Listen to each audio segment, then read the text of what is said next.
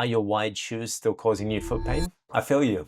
I've been there before. So I have a mortons neuroma in my right foot that I had been struggling for years. Doctors didn't actually know what it was. They prescribed me orthotics and told me to go buy wider footwear. And after changing my footwear collections, nothing changed. I still had the same foot pain. If anything, it actually got worse. So today I'm going to share with you what I learned, why wide shoes are not the answer, and how wide toe box shoes can help solve your foot pain. So let's first establish what a healthy foot looks like. Now, a healthy foot actually has the widest point at the toes of the foot rather than the ball of the foot. And the reason for this is for toe splay.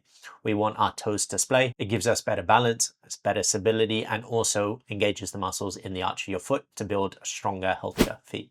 So what's the issue then? Well, all modern shoes are usually made based on a last where the widest point is not at the toes of the foot, but actually at the ball of your foot instead. This design acts more like a cast to mold your foot into a certain way, not to follow the natural foot alignment. So over time, this can give lots of issues. Examples include bunions, hammer toes, and even a mortons neuroma like I got. So why does this system actually exist? First is to do with the Brannock device. So this was institutionalized in the 1920s, and this actually measures the width of your foot based on the ball of your foot and not the toes. So a lot of shoe manufacturers positioned their sizing around the sizing of that Brannock device. So what does this mean? It means when you are buying a 2E or a 4E size shoe, you're actually increasing the width at the ball of the foot rather than the toe box. The toe box still remains tapered and still cramps your toes into the same space. The second point is all to do with history and status symbols.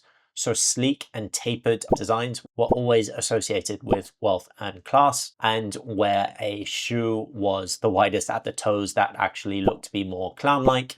I know what you're probably thinking right now. You're thinking, well, if wider toe box shoes are so magical, so good, so healthy, why don't all brands just give us wide toe box shoes? Why do we still have tapered shoe design? It's mainly to do with marketing and brand positioning. Brands are very cautious. They don't want to alienate their customers and the mainstream audience. If they do anything too radical or too different, it is going to alienate them. They're taking too much of a risk. So can wide shoes actually help at all? Yes, 2E, 4E shoes can help. It can alleviate some of the pressure that you might be feeling if you have bunions, for instance, but that's only a short-term fix. You're still going to have deformed feet unless you fix the core issue, and that's where wide toe box shoes come in. So what is a wide toe box? So this is where a shoe is designed to match a natural foot shape, and you'll see that a toe box actually has the widest part at the toes and not at the ball of the foot. For most people, they're not even going to have a wide shoe, but a wide toe box is still going to benefit them. And why is that? One, their toes are not getting jammed from the tapered toe box. Secondly, it allows their toes to splay naturally, which gives you a lot more stability and balance, which can help you in situations such as when you're hiking, when you're walking, when you're doing particular lifts at the gym. So how do we spot a wide toe box shoe? Is to look and make sure that their shoe is in a V compared to other shoes which won't have that natural V cycle. Secondly is when you try the shoes on. So if you think it's a wide toe box shoe, put the shoes on. Can you wriggle your toes inside? Can you move them up and down and side to side? You shouldn't really be feeling any constraints on the side of the shoe, and you should be able to have a natural toe splay. Thirdly, I'd recommend checking and doing some research on the brand.